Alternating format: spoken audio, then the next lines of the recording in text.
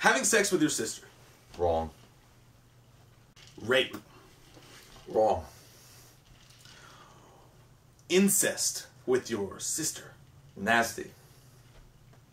Having incest sex. Insect sex? Incest sex with your sister on top of your dead child. Diabolical. Raping your sister next to your dead incest-bred child. Priceless. We watched a movie. Yeah. We watched a movie. We watched it. Hey guys, welcome back to We Watched a Movie. I'm Mike. He's Jay. Shit got weird in Game of Thrones Episode 3, Season 4, Breaker of Chains. I don't know if that's actually what it was called or not. It's something along those lines. Broke somebody's dick over somebody's vagina. Yeah! So you get down in the dirties with it. So they start the show out, and as we know, Joffrey, spoilers, this is a recap review. Joffrey died, so you want to know what the hell's going to happen. It starts out, and they're running Tyrion's wife out of King's Landing, and they want to know what's going on, where they're taking her. Someone grabs her, they go there. It's on a boat, and fucking Littlefinger's there for the first time in 3 episodes. Peter Baelish. Yay, Littlefinger, who decides to use pirate voice and go a little bit over the top. I don't know what was with that. I still love that guy. He's my personal favorite character in the show, just because he's fucking batshit and he's an awesome actor. Even if he went a little bit too over the top in this one, he was like, "We're going home." Well, I kind of think he did, but I kind of don't think he did. I think he was just playing his character, and he had to be quiet. It was the scene. He was trying to be like aggressive with her because she's like, "Oh my god, you just killed whatever that guy's name was." I think maybe that since he wasn't in the first 2 episodes, he was just revved up, ready to go. Maybe he had a little too much in the tank. I don't know. I still love that guy though.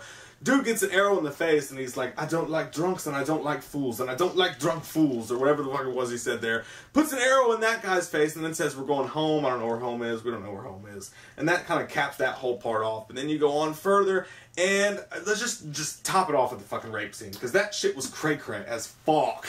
Yeah, it was nasty as hell. I guess, Jaimie just got tired of it.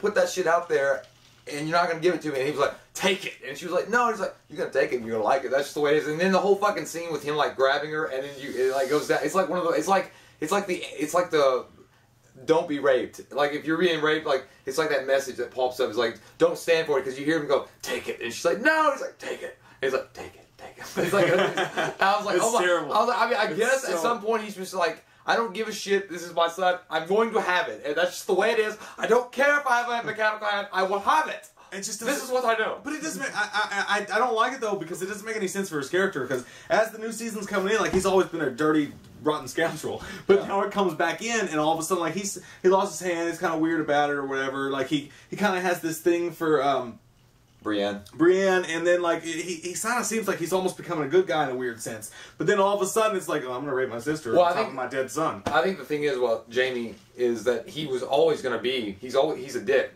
Like, that's just the way he is. He's a nasty, like you said, scoundrel. He doesn't care. And yeah, he does have a little changing parts, but he will always be that, probably inside, that kind of guy. I get that, but I would have thought they would have done it with him, like, killing someone innocent or something. But, like, raping his sister, who, from what I understand from reading what other people say, is in the books, like, that's the one thing he's always, like, dear to is his sister, no matter what. And he's always been against rape in the books. So it's just, and I understand the books as well. I haven't read the books, but that, that's not a rape scene. It's consensual sex in the books. But it just seems so out of place for where they were taking his character. It's like they took a fucking 180-degree left turn, and it's just weird.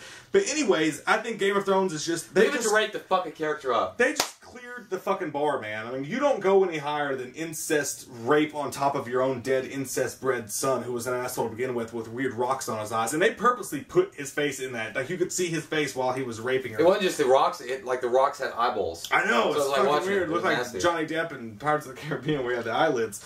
But yeah, the thing is, I think that Jaimie's character in that, like, I actually don't think they're doing it the wrong way. I really don't, because he's never been, like, 100% sure that he's like a true honorable guy. Even with the way with the way he was going in season 3, he was still manipulative. He was still, like, getting what he wanted to do, like, what he wanted other people to do for him by telling them things and, controlling the situations by his words. So he's never been like, I think he threw a fucking little kid off a roof. Yeah, I think, well, that's from season 1. I thought in season 3. He still manipulates situations. Like, he's never going to be, I mean, he fucking killed that one guy, I think in season 3, his cousin, just to get the fuck out of a cage. Oh, yeah. Like, I think he is a good guy at a certain point, but I think at the same time, he's always going to be like that asshole. And it's going to be weird to see the setup, too, as far as that goes. How, because Tyrion when they go in the cage, and his hand's gonna help him, and he's like, you did all this great shit for me, most honorable squire ever, because he didn't sell him out, and he's like, okay, I can't go here, I can't go here. Basically, the whole point of that scene is Tyrion's completely fucked, and I hate that. But they even go a step further and show him what a good guy he is. He tells the guy, run away, don't fucking take my side, because they'll kill you too. Sir Podrick Payne has a ring to it. Jaimie raped his sister, which is a no. It was like a... Jaimie raped his sister, which is a naughty, nasty thing to do, but at the same time, he didn't want to kill his brother. I mean, he's like, that's my brother, that's your brother. And I think that Tyrion knows if he can talk to Jaimie, at least it seems like that, maybe he can convince him to help him.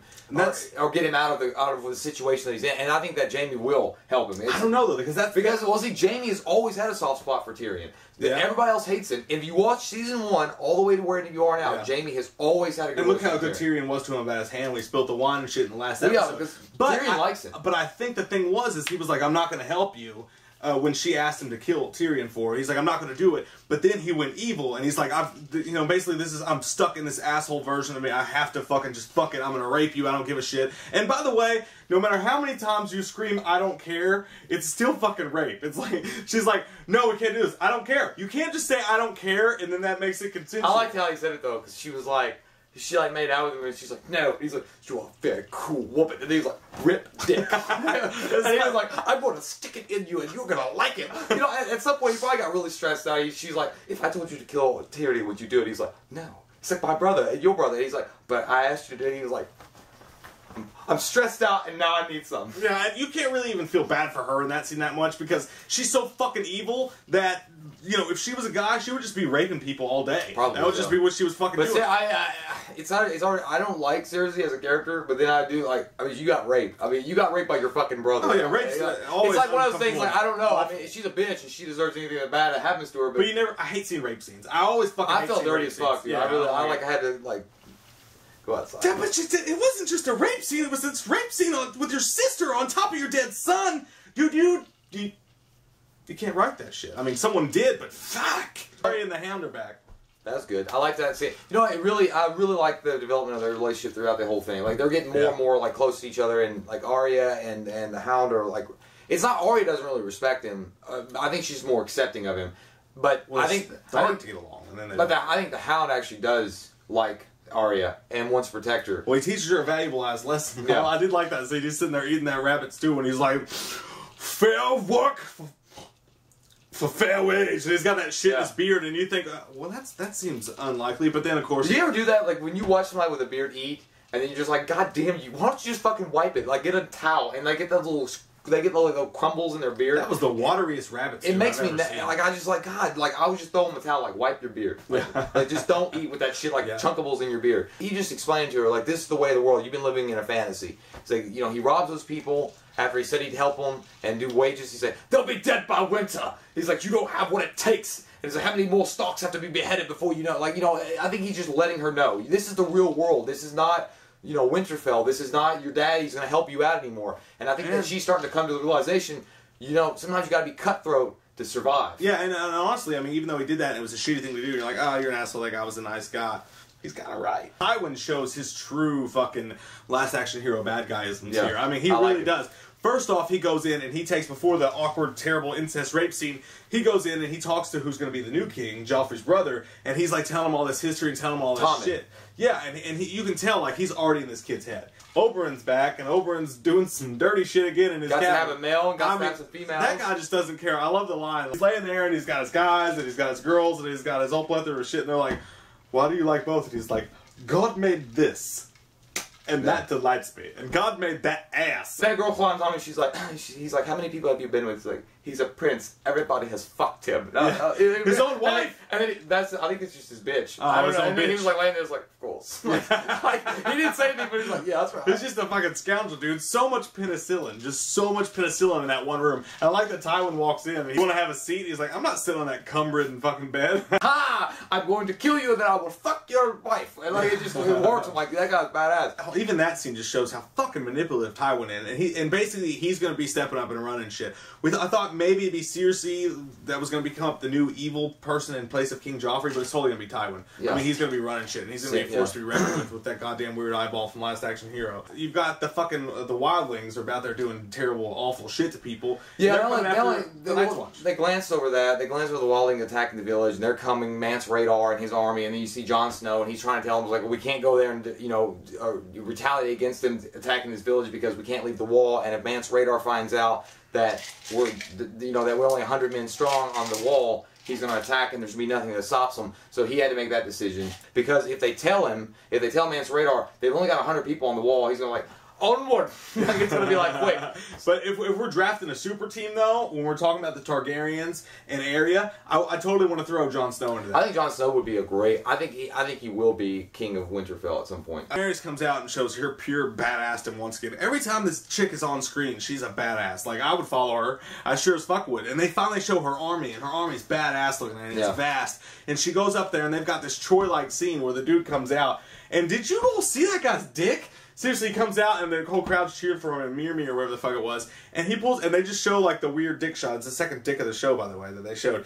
And the thing is like a fucking F-150. It's like, anybody who's watching that with their woman at that point, it's like, that's not realistic. And he pisses on him just to disrespect Daddy, him. would you like some sausage? Daddy, would you like some sausage? Yeah, it's the guy with the big dick. He can't lose. When somebody at a bar tells you, I will slap you in the face with a dick, he means it. Daenerys' beefcake pantyhose guy steps up and he's like, I'll do it. I'm a piece of shit. He actually is a pirate. He pulls out his fucking Raphael sword and just like thwarts it at the dude in a badass scene. The guy dies and the guy perfectly lands in front of him. And it was just a badass scene where like somebody out of those thousands of soldiers, out of those thousands of soldiers lined up, that when they shot those arrows and everybody just stood there like, we're too badass, we don't care. And the arrows landed from him, one motherfucker would be like, oh fuck! And he would have ran back there and be like, what will become of us? They don't have a dick. I mean, they don't have anything to worry about anymore. I mean, like when you're a dude and your dick's gone, it's like, fuck it, I don't have anything to worry about ever Look again. what happened to the other guy that got his dick cut off. You get your dick cut off, bad shit happens to you. You don't give a fuck anymore about life. That's the point. Well, Theon is a pussy now. Yeah, so and then they shoot the fucking cannons over there, and she's basically saying, like, these are all slaves that I freed.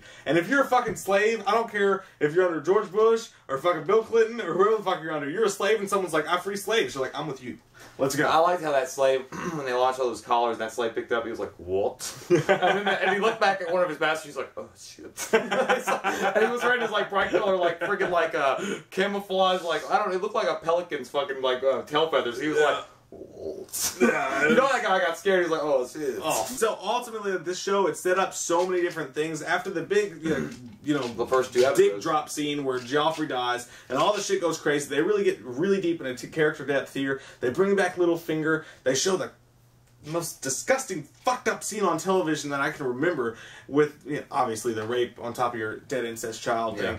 And but Joffrey deserves it. I mean, if anybody deserves to get had sex next to your dead body by your own incest parents, it's definitely Joffrey. I mean, he's dead.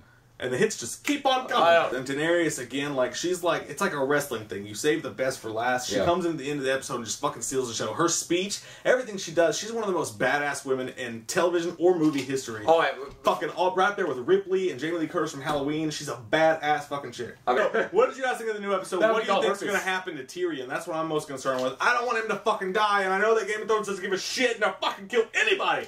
And I really don't want fucking Tyrion to die. So what do you guys think is his story? What do you think is going to happen with him? What did you think about last night's episode? Comment below. Let us know. Share us on your Facebooks and your Twitter. It helps us a giant bit. And subscribe at the top button up there. I'm Mike. He's Jay. We'll see you guys next time. I love you guys. We'll see you. We watched a movie. Yeah. We watched a movie.